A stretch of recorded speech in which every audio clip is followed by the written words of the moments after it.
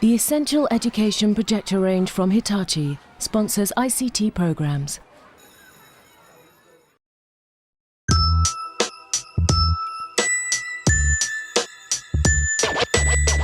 Early in 2004, Dudley Local Education Authority embarked on an ambitious pilot to investigate how handheld computers, or PDAs, might be used to enhance learning.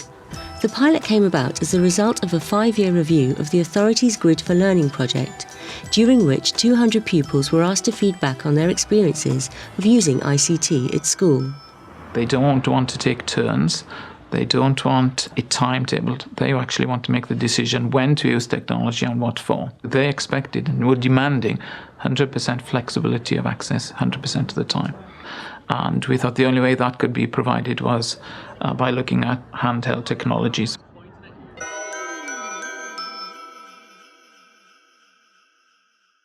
We're into phase 1 of the project, involving 8 schools and between 350 devices.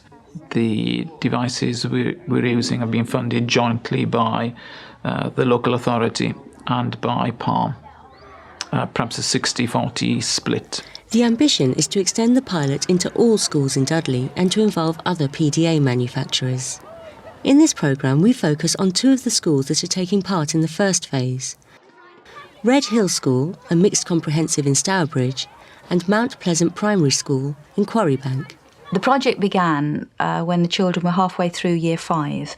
All the children in the year group, that's 52, were given a Palm as their own personal property. They worked and developed their expertise around this at home and at school. They've now moved into Year 6 and the project has continued and the Palms have moved forward with them.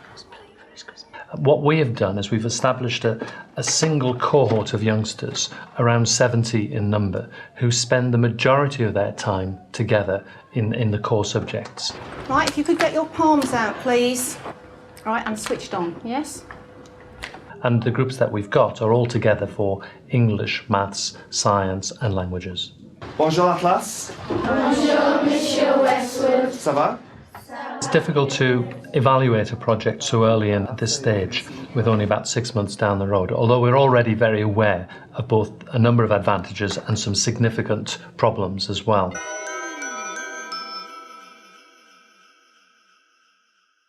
The big advantage has been that it has actually achieved its primary objective, and that is that the youngsters have had the capability in their hands anytime, anywhere. Well, they're like a games machine. Yeah. They're like multifunctional, all-in-one tiny things. They're like, really good. Initially when the children had the Palms, they were very excited. It was a new toy. My animation is of a tree growing. Gradually they saw how it could involve their homework and how they could use it at school. I think it's a great way of learning because it makes everything more interesting. The programmes are interesting to use and you're learning why you're using them. I've been making an animation for French, trying to show what sort of activities I've done over the summer holidays. I think using PDAs in class is a good idea because it's more entertaining than just writing words down in the book, and it stops you from having a short attention span. I've found that the animator is highly motivating.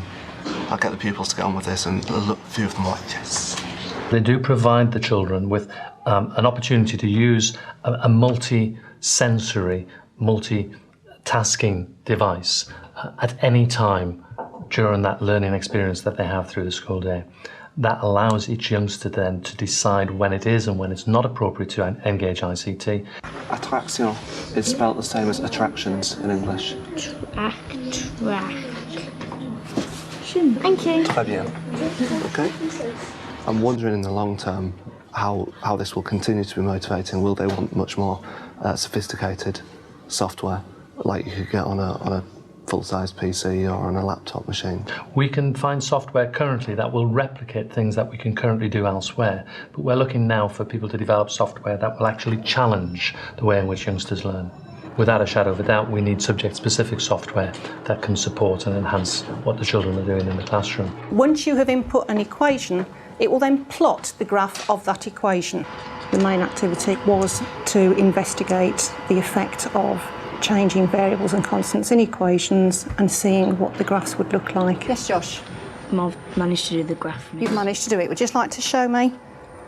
Right, thank you. When you input the equation, I think you'll find that you need brackets around the power of x minus 1. Right, Josh, so if you would like to put brackets around the power and see what difference it makes to the graph that you produce. If I had done that in a normal classroom situation, it would have taken me an awful lot longer and the students a lot longer to actually arrive at the same point as we were in the lesson today. What you do is you enter the equation into here, and so that changes the direction of the line, so it's steep. But if I enter y equals 10x, then it gets even steeper. Have you done them? Oh, then bring them up then. It's been a steep learning curve for me. I think the students probably pick up the technology a lot quicker than we do, and I have learned a lot from the students. And not there's anything wrong with that. I think that's a good way to learn. They don't seem to be frightened of anything. They will have a go. If they fail, it doesn't matter. They will have another go. So they're perhaps further ahead than I am on that respect.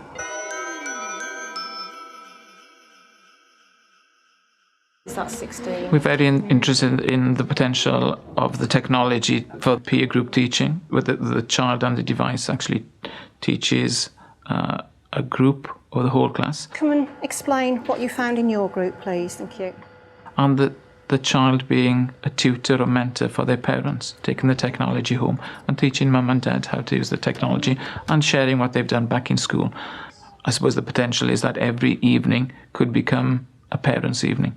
This project has been really excellent in that parents have been allowed to be part of the project, that children have been excited to show their homework to parents. My dad's willing to sit with me and let me teach him how they work, what I've got on it, and sometimes he has a go as well.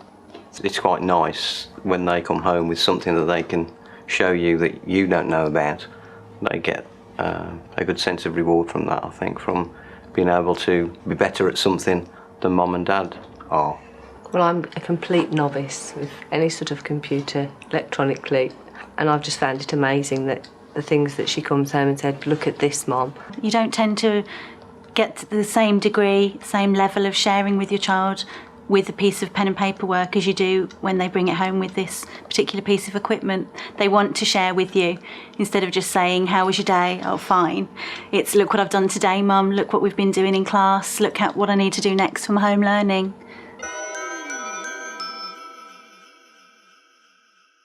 With the PDAs, sometimes it's very good and it improves our relationship with the teachers because we can share our work more easily with them, and you can also share it with the whole class. But sometimes it doesn't always work out because if your PDA breaks, for example, you could get into a lot of trouble. Certainly the robustness of some of the machines has been challenging. They need to be strong if young children are going to have them as part of their pencil case activity, which is really what we would like to feel they have, that it's another tool for them to use. A big practical issue does arise from the fact that machines do break down, and the handhelds are no different to any other machine. The hardware was never designed to be passed around from one child to another, used as a sound system, and then the next minute as a communicator, and perhaps then onto the internet with it. And it's been challenged. They can be a bit temperamental with, if you load some new software on, for example, it'll say this won't load on properly and you've got to reset your palm. Sometimes they reset themselves when you're doing something, which is a bit annoying because sometimes it doesn't save it. I did actually lose my charger the other day, so I had to use my friend's. Sometimes it totally wipes out most of your programs.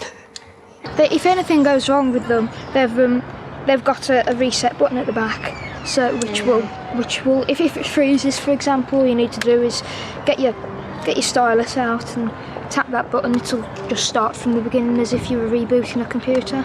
So long as it's controlled and so long as it's not the only method of teaching, then to do it in a lesson like this is good. To do it every lesson would be incorrect. We should still use our exercise books to record information and for them to create more developed and sophisticated work on the laptops. Currently, the type of software that we have available that we can run through school and use in terms of laptops and desktops, that software is not all available yet for the use on PDAs. The animation that I showed today was much more basic than an animation that the learner can create using much more developed software.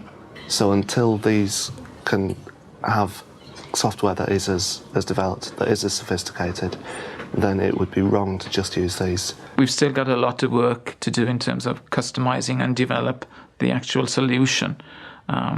We are talking to a number of content and application developers to extend its functionality.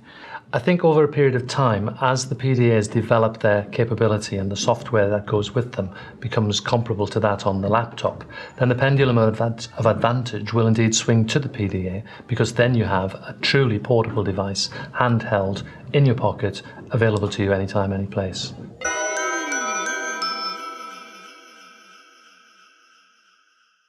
The ambition and the vision is eventually for us to provide a handheld device for every teacher and every learner from Key Stage 2 upwards. So we're looking at 40,000 plus devices. I think as a school that's been part of the pilot project, it's been very interesting to see how we might develop this concept throughout the school. Certainly in Key Stage 2, it would be very advantageous for children, every child, to have their own PDA. I think that it's good if everyone has PDAs, because then you can send everyone stuff, like you can get everyone involved in working with the computers. If all the schools had PDAs, then it would be much better, because instead of kids going to school and saying, oh, it's going to be really boring today, it could be fun. To make the scheme affordable to every family across the authority, we need to set up an e-learning foundation. So we have advice and expertise from the foundation. I won't be looking at a parental contribution in the region of the cost of a packet of crisps a week to the cost of a pint of beer a week, to put it into perspective. Hopefully that would make a contribution towards lessening the digital divide and social divide issues, and perhaps seeing the device as the Trojan horse that actually takes learning into families and communities where there's been little or no tradition of learning. There's a clear opportunity with the handheld devices to be able to move into new ways of enhancing learning in the classroom, and to allow the learner to take far more control of their own learning than they currently may do. In terms of the government's personalised learning agenda, we think these kind of technologies have the potential to turn their agenda into reality, that a properly customised resource could actually identify the learner, know what the learner's good at, knows what they're not good at, and actually deliver an appropriate programme, appropriate to their needs and abilities and interests, and actually help to raise standards. We see the project as a natural part of the evolution of how teachers and learners record what they're doing, from Roman wax tablet to a Victorian slate to the piles of exercise books and textbooks people have. I only see it as a 21st century pencil case, and in 5 to 10 years' time they'll be commonplace and there won't be a fuss about them. They're fun at home and at school, and I just think it's a brilliant idea.